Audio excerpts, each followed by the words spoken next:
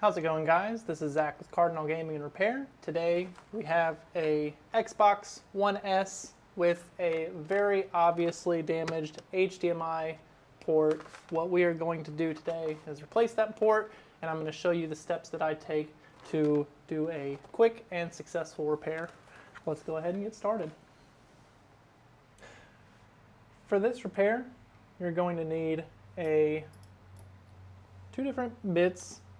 You can probably get away with just using a Torx 8, but I like to use Torx 8 just for the machine screws in the system, and then Torx 9 for all of the coarse thread screws. We have a pry bar to get the X-clamp and the bottom cover off, tweezers to pull the HDMI port and put the new one in place, and then either a manual or an automatic bit driver. So let's go ahead and get started. First, let's go ahead and take off this warranty sticker. It is only going to make popping the cover off a little harder if we leave it on. Now I'm going to use my pry tool, wedge right under to where until I touch the little white plastic part here, and then bend it forward, pop it out, and then we just go down the side.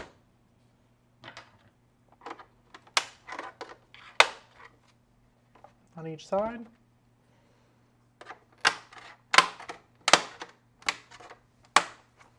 And then the same on the front.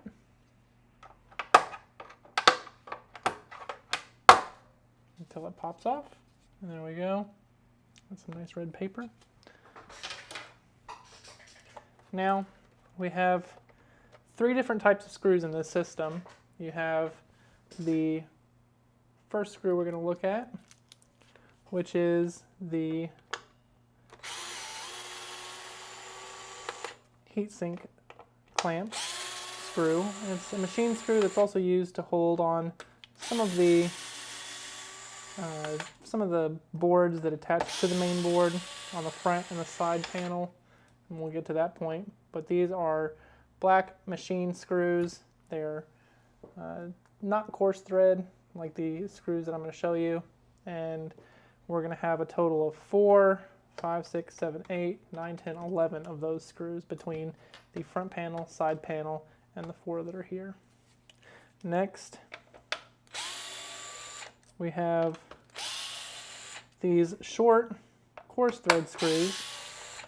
These are coarse thread because they're screwing in the plastic.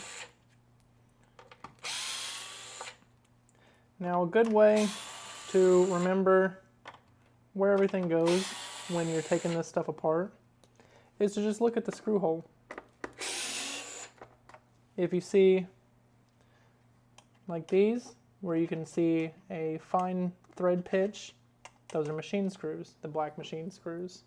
If you can see plastic threading and it's coarse thread, then you have your short coarse thread screws. Now the third is these long green through system coarse thread screws. These go in to the shell, down to the other side, and they actually screw the top case to the bottom tray. These, you only put these where there's empty holes. So empty hole, drop it in. A good point of reference is if it sticks out like this, it's not the right screw hole.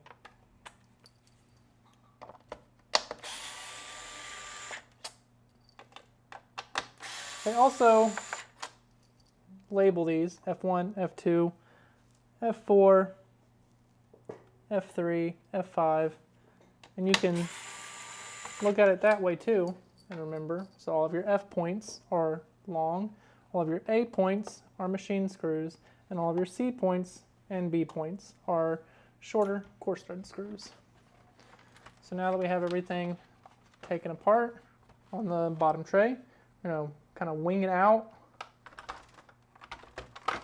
until it pops up, and then lift it forward, and we have our top cover removed. Now we'll remove our top shield at the same time. Got a little bit of dust in here, so we're gonna get this system cleaned up, and then we will continue with disassembly. So it'll be 1 second.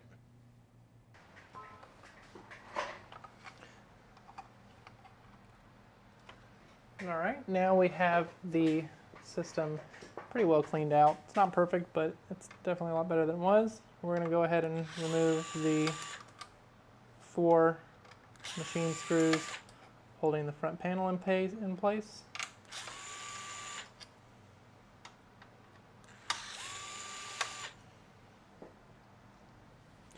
Three screws holding the side panel in place.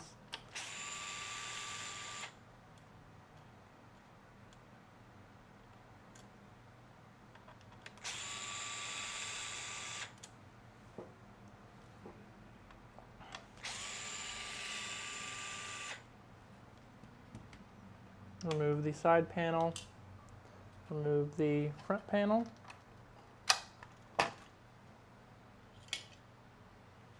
And now we need to start taking out some of these big parts. We'll start with the hard drive.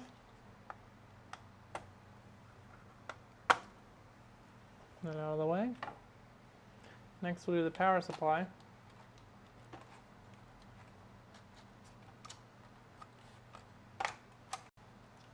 What I like to do here is use my pry tool to push the little connector in, and then we can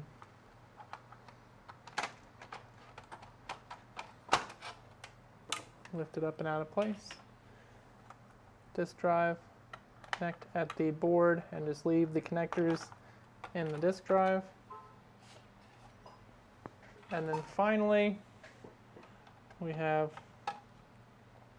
this little bracket and this little metal spacer tab thingy. Once we have all that removed, I like to push up from the USB port on the front of the board, and then we can lift it out. Now we have the main board separated from the bottom tray. What we need to do here is get this HDMI port off next. So at this point, if you wanted to, you can go ahead and remove the heatsink by unclamping. Actually, we're going to go ahead and do it anyways. I have my pry tool, wedge it in the side. Usually I only have to do about 2 of these, and then it'll come off the rest of the way by itself. Pop it out. Still has a fan connected, so either undisconnect that first or keep that in mind when you go to flip it around.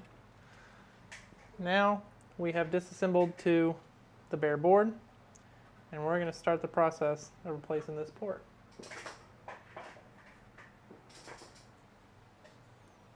Alright, so I've got my port actually hanging off my table, because what I'm going to do here is heat the board up from the bottom side and then lift the port out. Usually I wouldn't do this under the microscope, but this way you guys can see exactly what I'm doing. So I'm starting out by putting some flux down along the pin line. Can't see it from this angle, but it's down there. And now I use pretty much max heat and pretty high airflow on my hot air workstation. I have my tweezers in one hand, hot air in the other hand, heating up from the bottom of the board. You don't really need to worry too much about moving it around. There's no plastic you can worry about melting. No. As long as you have the wand not touching the board and you don't have your air turned all the way up, you shouldn't worry about blowing off any components. And what we're doing here is just waiting until we see the solder on the anchors liquefy. And then at that point, we will nudge our port, see if it wiggles freely, and if it does, we will pull it. So I'm seeing a liquefied on one side. I think we're good. So let's try it out. Yep, that's a free moving port. Lift it up and out of the way.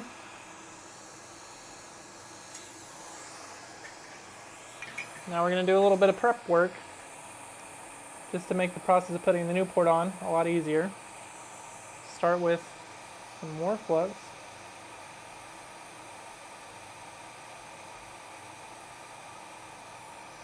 Now what I'm going to do is flow some leaded solder along the pin line and into the anchors.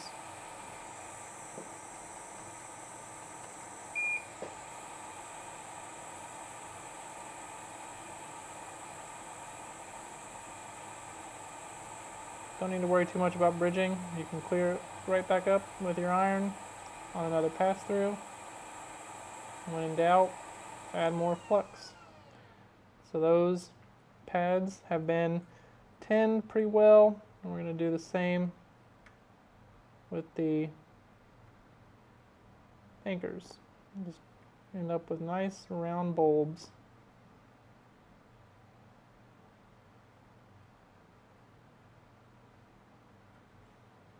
A little bit more on that one. There we go.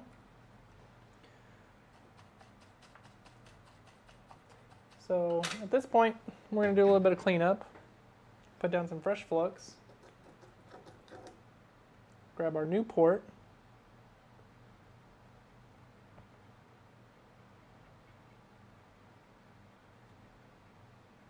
We don't need to do a perfect cleaning because we're going to do another cleaning once we get the port on. But that should be fine for now. Drop some more flux on the board.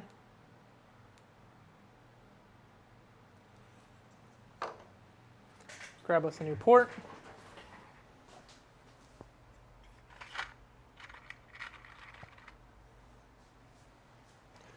Make sure the pin line on your port is straight and level, so when you go to put it on, you know, one side sticking up higher than the other or anything like that. Looks good to me. We'll look at the port. Those pins are straight enough. Port itself looks good. So I'm going to prepare by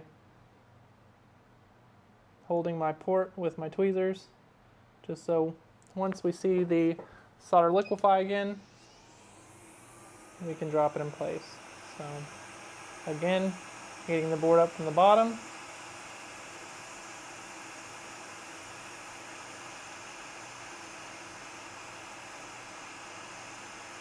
We see the solder liquefied. Now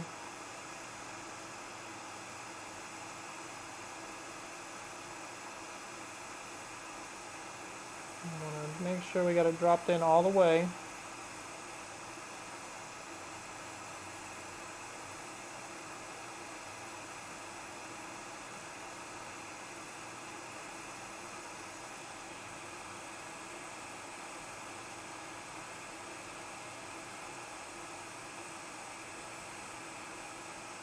Kind of nudge it forward.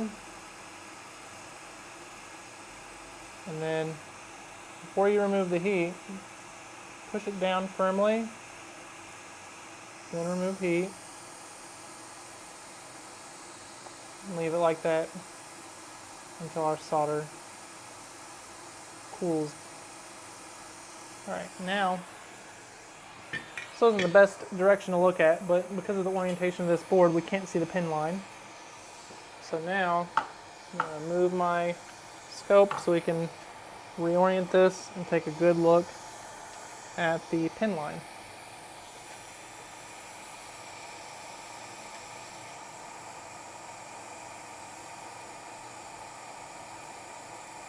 And that is a good looking pin line. We can see the solder has drug up the legs on the anchor. That means that there's a good connection there. And if we do a nudge test on each individual pin, there should be no wiggling.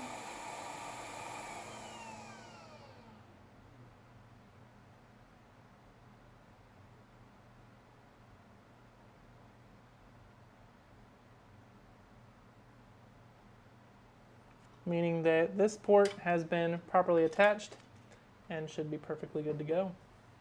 So we're going to go ahead and start cleanup. I like to use my horsehair brush at this point. Just going to scrub down. While the board is still warm, this just helps keep the flux loose and easy to work with.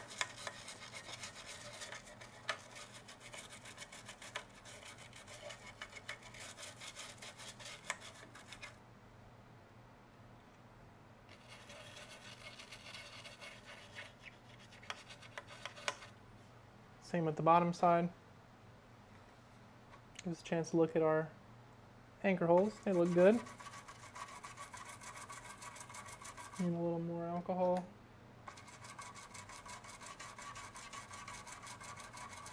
Alright, everything is nice and cleaned.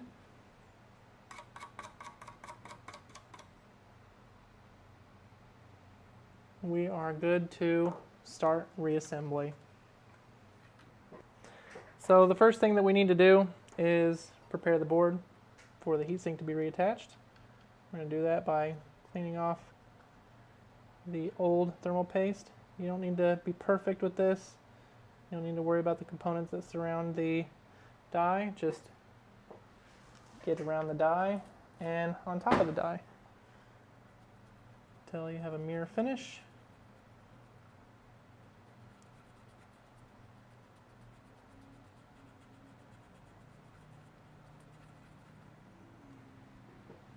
Scrub off that excess thermal paste. Got a special toothbrush just for that.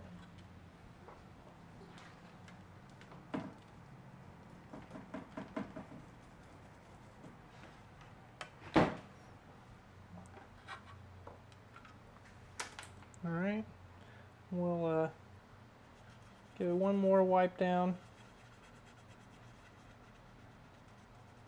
but that is good. Grab some thermal paste. That's probably even a little too much, but it'll have to do.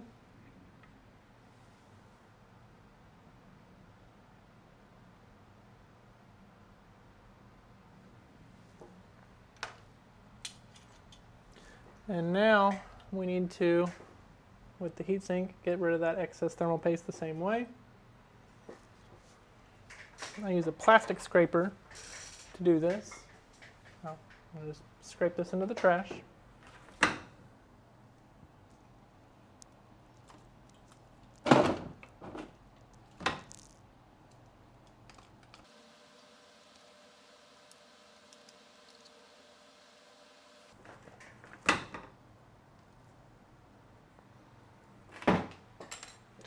Once you have the bulk of the paste removed, come in with a Q-tip, some isopropyl. You can clean it up the rest of the way. Should be good. Now you want to make sure that your fan is aligned with the board properly. So we are going to get our holes lined up.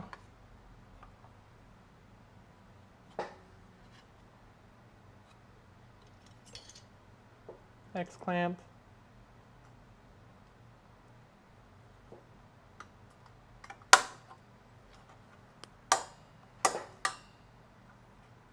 And that is properly attached now.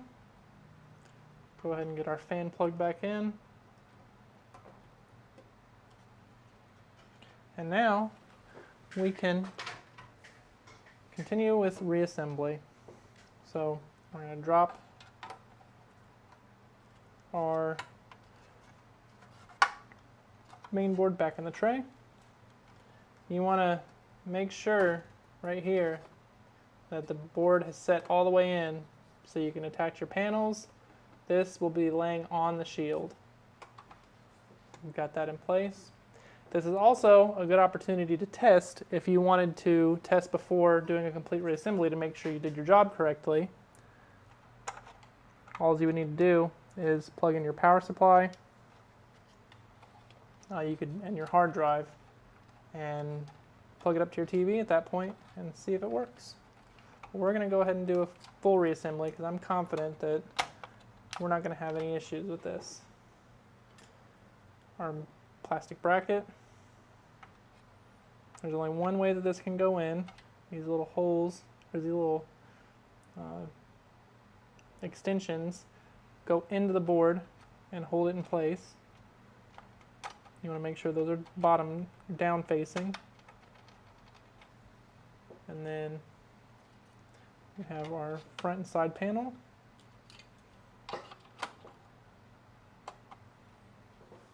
Our little metal tab.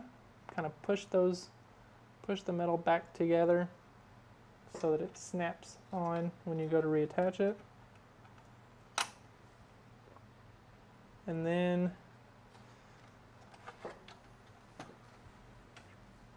our disk drive, or our hard drive.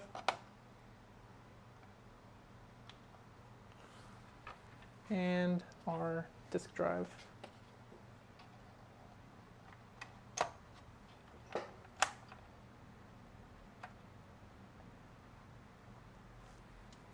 Once the disk drive is in place, then you can lay the hard drive down.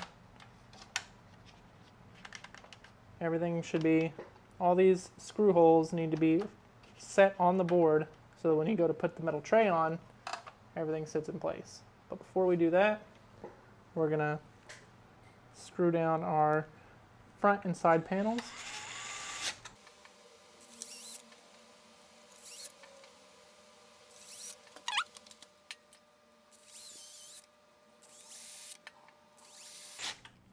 Side panels in. Let's flip this back this way. And what we need is the top metal shield. We want to make sure that this sits evenly across the whole system. I like to start at this corner and then get it bent around this little spacer so that that spacer doesn't get pushed down into the system. When it is set correctly, the foam is evenly put on around the whole system, and this little nub sticks through. This means we have it attached correctly. We want to keep that attached correctly because it needs to stay on for us to be able to put on the top cover. So what I like to do is hold it like this.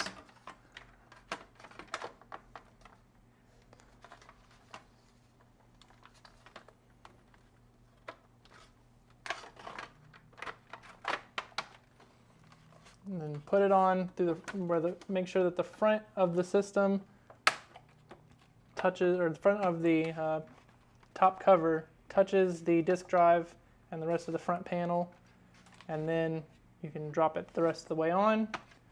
Kind of flare these out and over so that they fall into their little crevices, and if you've done it right, you have an even line up here, which means that the metal tray did not get separated.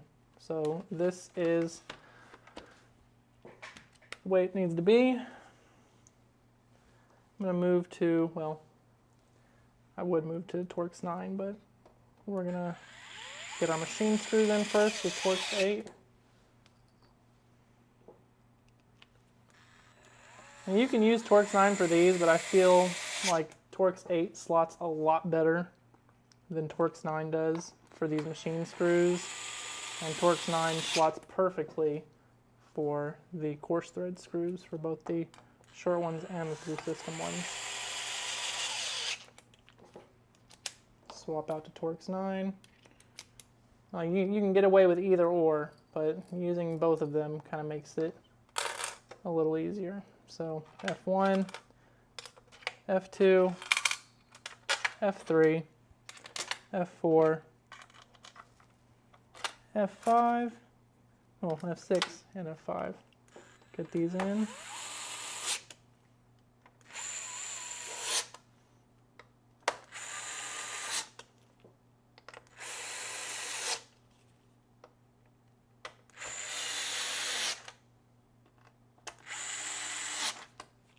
And then finally, our short coarse thread screws.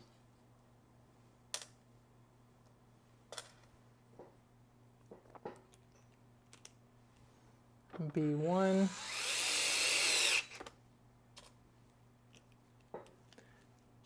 C2,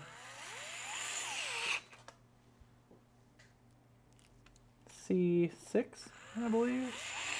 Can't see it perfectly. C1, C5, or 3, C5, C4, and B2. B1 and B2 are main board screws, and I think the rest of them are accessory screws, like the hard drive and the disk drive and power supply, stuff like that. Now that we have all of this screwed back in, last thing we need to do is reattach the bottom cover. So make sure that your USB cover or hole lines up with your USB. Start by the front first.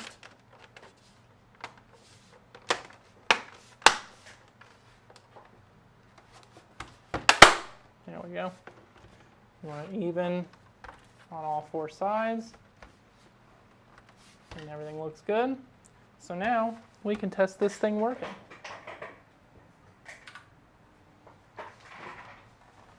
Let's get it plugged up.